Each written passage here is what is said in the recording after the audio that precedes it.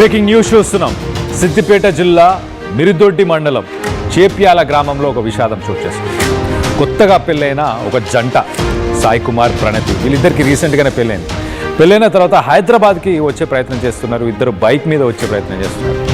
హైదరాబాద్కి వచ్చి జాబ్ చేయాలి, ఇక్కడ జాబ్ చేసి కొంత డబ్బుల్ని సంపాదించి మంచి ఫ్యూచర్ని నా వైఫ్కి ఇవ్వాలని సాయి కుమార్. ప్రణతి ఇటు సాయి కుమార్తో పాటు తను కూడా కష్టపడి ఒక మంచి ఫ్యామిలీని ఖచ్చితంగా బిల్డ్ చేయాలి, ఒక ఇల్లు కొనాలి. ఇలా కొత్తగా పెళ్ళైన జంటలందరూ ఏవైతే కలలు కంటారో అలాంటి కలలు కంటారు ఇటు సాయి కుమార్ కానీ ప్రణతి కానీ. వీళ్ళిద్దరూ ఇలా ఒక రిలేషన్షిప్ బిల్డ్ అవుతూ ఒక ఫ్యామిలీ బిల్డ్ అవుతున్న సమయంలో బైక్ మీద ట్రావెల్ చేస్తున్నప్పుడు హైదరాబాద్కు వస్తున్న టైంలో మొత్తం మీద వీళ్ళిద్దరిని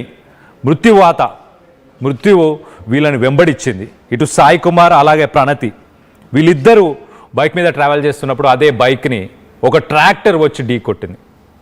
స్పాట్లోనే ప్రణతి అక్కడికక్కడే తన ప్రాణాలను కోల్పోయింది. ఇటు సాయి కుమార్ ప్రస్తుతానికి హాస్పిటల్లో తన ప్రాణాలతో పోరాడుతున్నాడు, తన ప్రాణాలను నిలబెట్టుకోవడానికి పోరాడుతున్నాడు. ఇలాంటి ఒక విషాద సంఘటన చోటు చేసుకుంది సిద్దిపేట జిల్లాకు సంబంధించి. సో ఇప్పుడు ప్రస్తుతం వాళ్ళ పరిస్థితి ఎలా ఉంది? ఆ ఊరంతా ఒక్కసారి షాక్ అయ్యారు, విషాదంలోకి వెళ్ళిపోయారు. ఇటు రెండు ఫ్యామిలీస్ కూడా మనం చూస్తే పెళ్ళయి కొంతకాలమే జరుగుతుంది. కొంతకాలం అవ్వంగానే ఇలాంటి ఒక విషాద సంఘటన చోటు చేసుకునేసరికి ఆ రెండు ఊర్లకు సంబంధించి అలాగే రెండు ఫ్యామిలీస్కి సంబంధించిన వాళ్ళందరూ ఒక్కసారి షాక్లో ఉన్నారు. ప్రస్తుతానికి సాయి కుమార్ వాళ్ళ బ్రదర్ ఉన్నారు. ఆయన ఏం మాట్లాడుతున్నారు ఒక్కసారి సాయి కుమార్ వాళ్ళ బ్రదర్ మాటల్లోనే వినే ప్రయత్నం చేద్దాం. నా పేరు క్రాంతికిరణ్. మా తమ్ముడు వాళ్ళ భార్య చనిపోయింది. ఎట్లా అంటే మా తమ్ముడేమో జాబ్ ఉందని. మీ తమ్ముడి పేరు ఏం పేరు? సాయి కిరణ్. ఓకే. తను ఎక్కడ ఉంటాడు? పేరు ఇస్నాపూర్లోనే ఉంటారు. ఓకే. హైటెక్ సిటీలో జాబ్ ఉన్నది. మళ్ళీ తర్వాత ఇప్పుడు ఫంక్షన్ ఉన్నది, వాళ్ళ అత్త వాళ్ళ ఇంట్లో ఫంక్షన్ ఉందని వాళ్ళ మామ, మా అమ్మాయి వాళ్ళ మామ ఫంక్షన్ ఉన్నది, ఇల్లు ఫంక్షన్ ఉండే. ఎక్కడన్నా? సిద్దిపేటలో. ఓకే. పోయిండు. మొన్ననే పోదాం అనుకుండే కానీ ఉప్పల్లా మా డాడీ వాళ్ళ బావ చనిపోయిండే. అట్లని ఉప్పల్కి వెళ్ళి మొన్న పోయిండు. ఇక పోతే వచ్చేటప్పుడు ఉందాం అనుకున్నాడు, ఆడనే ఒకరోజు ఉందాం అనుకున్నాడు. వర్క్ పని మీద వచ్చేసిండు. ఇక మళ్ళీ పొద్దున్నే ఏమైందో వానికి కళ్ళకి ఏమైందో కానీ ఒకటేసారి ట్రాక్టర్ వచ్చింది మధ్యలో. ట్రాక్టర్ అద్దం వచ్చి దాన్ని గుద్దడం అయింది. ఎక్కడైందన్నా? మురుగొడ్డి చెప్పాల ఆడైంది. స్పాట్ ఆడనే చనిపోయింది. మాకు సమాచారం రాలేదు.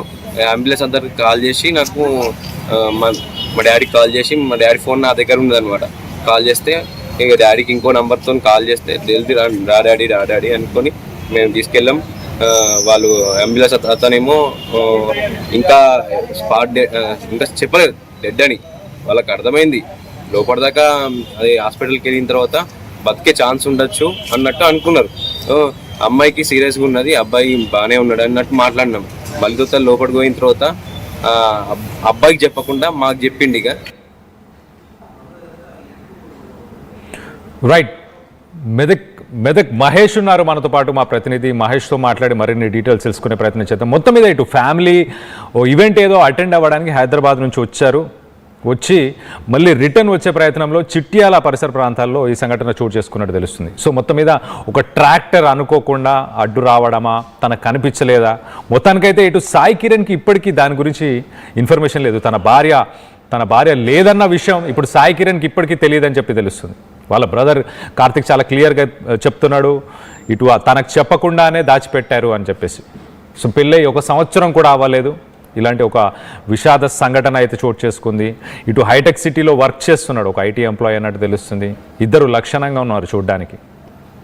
కానీ ప్రస్తుతానికి ఇటు రెండు ఫ్యామిలీలో ప్రస్తుతానికి విషాదం అయితే చోటు చేసుకున్నట్టు తెలుస్తుంది. సో దీనికి సంబంధించి మరిన్ని వివరాలు మా ప్రతినిధి మహేష్ ఉన్నారు, మహేష్తో మాట్లాడి తెలుసుకునే ప్రయత్నం చేద్దాం. మహేష్, చెప్పండి అసలు ఎలా చోటు చేసుకుంది ఈ సంఘటన? ట్రాక్టర్ అంటే ఏ సమయంలో జరిగింది అండ్ ఎలా జరిగింది?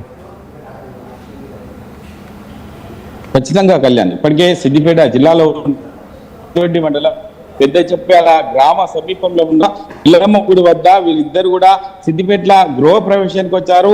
చెరువిత మిడోస్ లో ఉన్నటువంటి తన సొంత మామ గృహ ప్రవేశానికి వచ్చి ఇక్కడ 23 తారీఖు ఆదివారం నాడు ఫంక్షన్ చూసిన తర్వాత మరుసటి రోజు కూడా హైదరాబాద్ బయలుదేరారు. వీరు హైదరాబాద్ సంబంధించి అంటే పటాన్చెరులో ఉన్నటువంటి ఇస్నాపూర్ లో వీళ్ళు ఉంటున్నారు. వీరికి సంబంధించి సాఫ్ట్వేర్ ఉద్యోగస్తులుగా చెప్పుకోవచ్చు. వీరు 6 నెలలుగా తర్వాత ఇప్పుడు యొక్క విహారయాత్రకు వెళ్ళినట్టు తన గృహ ప్రవేశానికి వెళ్ళిన పరిస్థితి ఉంది. అందులో భాగంగానే 6 నెలలు పెళ్ళైన వీరి ఇద్దరు నవజంట ఇద్దరు కూడా ఒక చెట్ట తిరగాల్సిన పరిస్థితి ఉండేది. కానీ ఇటువంటి రోడ్డు ప్రమాదంలో దుర్మరణానికి గురవుతారని చెప్పి సాయి కిరణ్ అనుకోలేదు. యొక్క ప్రణతి అక్కడ జరిగిన యాక్సిడెంట్ దగ్గరనే చనిపోవడం జరిగింది.